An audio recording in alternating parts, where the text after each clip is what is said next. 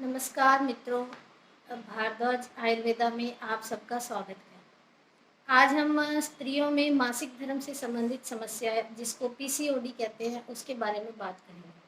सामान्य तौर पर लड़कियों में मासिक धर्म जो है वो 12 से 13 वर्ष की आयु में शुरुआत हो जाती है और 45 से 50 वर्ष तक लगभग ये रहती है, जिसको हम रजो निवृत्ति कहते हैं।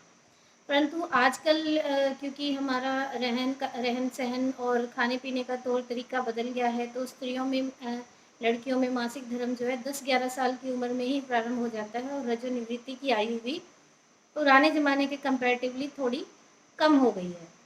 तो सबसे पहले मैं ये बताऊं कि पीसीओडी क्या है।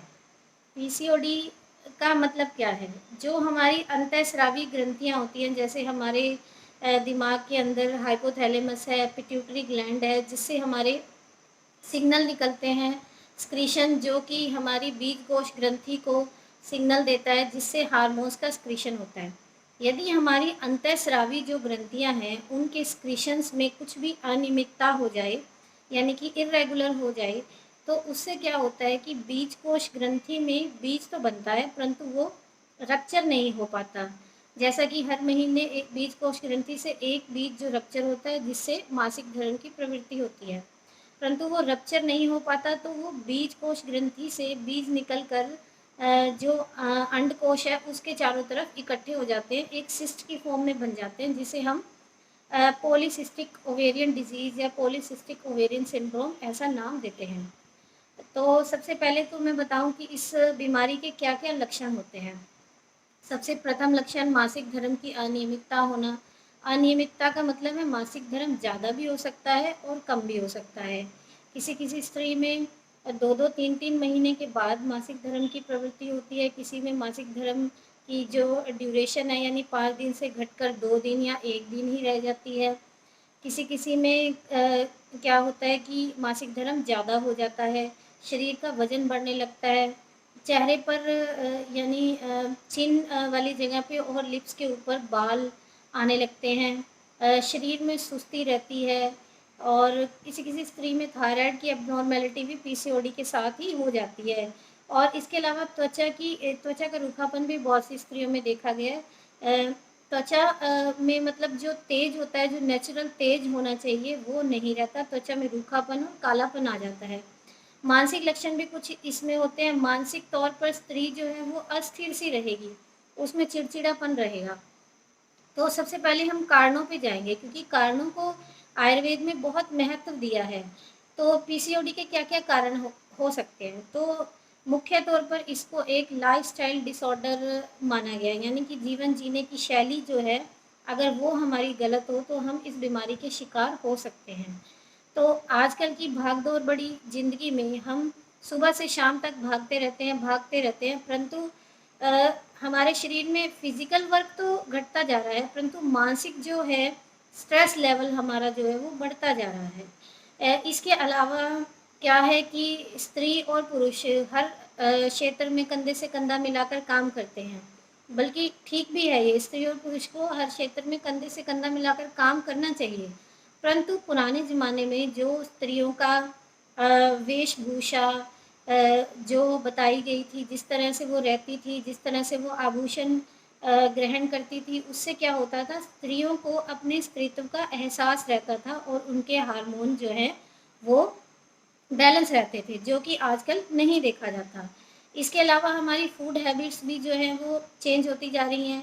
आजकल बेकरी प्रोडक्ट्स का सेवन बहुत ज़्यादा होता है, चाय कॉफ़ी का सेवन, कोल्ड ड्रिंक्स का सेवन, फास्ट फूड जिसको हम बोलते हैं, मैदा वाली चीज़ें बहुत ज़्यादा हम खाते हैं, जिससे हमारे हार्मोन्स पे पूरा पूरा इफ़ेक्ट पड़ता है।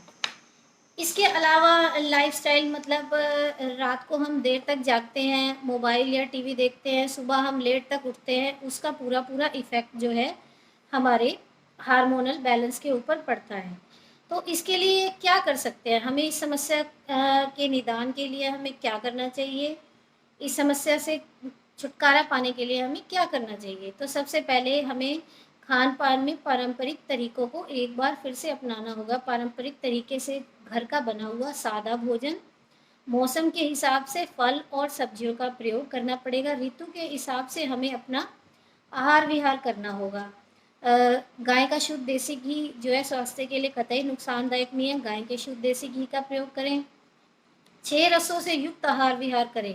आमतौर पर स्त्रियां क्या होती हैं, केवल मीठा ही खाना पसंद है या केवल तीखा खाना पसंद है, केवल खट्टा खाना पसंद है, परंतु असली हमें 6 के 6 रसों से युक्त आहार को हमें खाना चाहिए।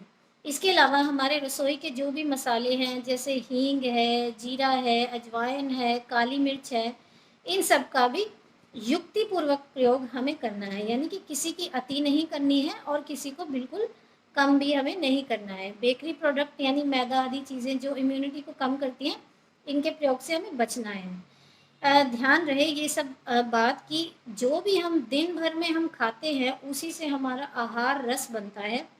जो आहार रस बनता है, उसी से हमारे शरीर के अंदर जो सप्त धातुएं हैं, रस धातु उससे बनेगी, और उसी रस धातु की उपधातु जो है हमारी स्तन्य और आर्तव है। यानी कि अगर हमारी रस धातु अच्छी बनेगी तो हमारा आर्तव भी अच्छा बनेगा। यानी कि जैसा खाएंगे हम अन्न, वैसा ही हमारा शरीर बनेगा। ठीक है, तो रजस्राव भी नियमित होगा। इसके अलावा फिजिकल एक्टिविटी, जो कि मैंने पहले बताया कि फिजिकल एक्टिविटी बिल्कुल कम हो गई है और मानसिक एक्टिविटी हमारी ज़्यादा बढ़ गई है, जिससे स्ट्रेस लेवल बढ़ रहा है। तो इसको कम करने के लिए सूर्योदय से पहले उठना है। बहुत ज़्यादा पहले नहीं उठ सकते तो कम से कम आधा घंटा पहले तो हम उठ ही सकते हैं। सूर्योदय से पहले उठकर हल्का फुल्का प्राणायाम करें, योगासन करें, हल्का फुल्का जैसे भ्रामरी प्राणायाम करें। ये आप किसी योगाचार्य की सलाह से कर सकते हैं, पर आसन प्राणायाम को धीरे धीरे बढ़ाएं। इससे स्ट्रेस लेवल भी कम होगा और फिजिकल एक्टिविटी भी हमारी बढ़ेगी। परंतु इस बात का ध्यान रहे कि मासिक धर्म के उन 3-4 दिनों में हमें योग आसन नहीं करना है, हल्का फुल्का हम प्राणायाम कर सकते हैं।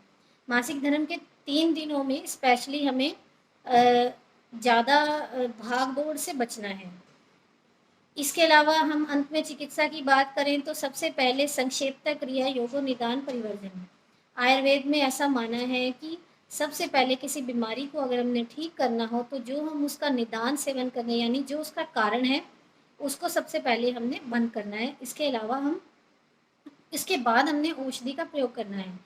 जैसे औषधियों में मैं आपको बताऊं तो बहुत सिंपल सिंपल, जैसे शतावरी है, शतावरी का हम पाउडर भी यूज़ कर सकते हैं। शतावरी का रेडीमेड कल्प भी मार्केट में अवेलेबल है, उसका प्रयोग कर सकते हैं। अशोक नाम की वनस्पति आती है जिसका अशोकारिष्ट मार्केट में अवेलेबल है, उसका प्रयोग कर सकते हैं। इसके अलावा हमें अपने शरीर का समय समय पर शोधन कराना चाहिए। जैसे हम बाइक की सर्विस हर 3-4 महीने में हमें करानी पड़ती है, वैसे ही हमें अपने शरीर का शोधन या पंचकर्म या सर्विस हमें जरूर करानी चाहिए। परंतु ये सब जो मैंने चिकित्सा की बात बताई है या पंचकर्मा की बात बताई है, ये सब किसी शुद्ध आयुर्वेदिक चिकित्सक की सलाह से ही आप सबको करना है, अपने आप इसको घर पे नहीं करना है। इसके अलावा आयुर्वेद जो बता रहा है, जिस तरह की जीवन शैली बता रहा है, जिस तरह दिनचर्या बता रहा है, जिस तरह रात्रिचर्या बता रहा है, जिस तरह ऋतुचर्या बता रहा है, या रजस्वला स्त्री को किस तरह से रहना चाहिए, उसकी परिचर्या भी आयुर्वेद बताता है। इन सब सिद्धांतों का अगर हम अपने जीवन में प्रयोग करेंगे तो हम सदा स्वस्थ रहेंगे और मस्त रहेंगे। धन्यवाद।